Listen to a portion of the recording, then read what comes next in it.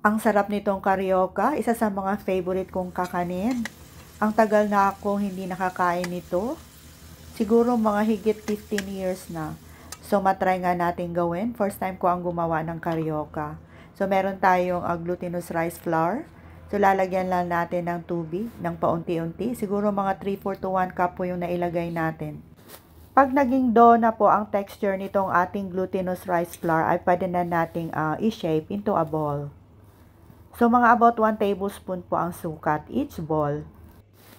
Gamit itong bamboo stick, tusukin lang natin para hindi po puputok itong ating rice ball pag ating naiprito.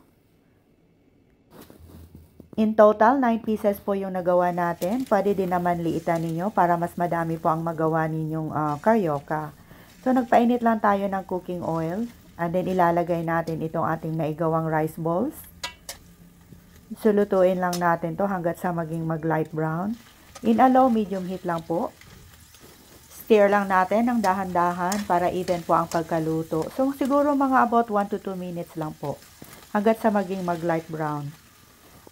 At pagkatapos ay hanguin muna natin and then drain on paper towels.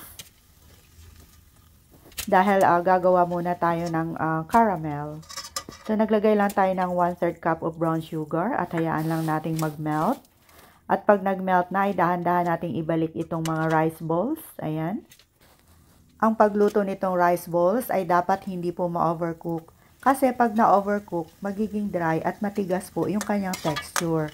Hindi po soft. Pagbalik-balik ta rin lang natin to ng dahan-dahan hanggat sa ma-coat po lahat ng caramel. In a low medium heat lang po para hindi naman po papait itong ating caramel. Pag okay na, i-off na natin ang apoy. So gumamit tayo ng bamboo skewers. Skewer na natin para mukha yung nabibili natin sa labas. Ang sarap-sarap. So eto na po yung ating napakasarap na carioca. Tara, magmerienda na muna tayo. Ang sarap.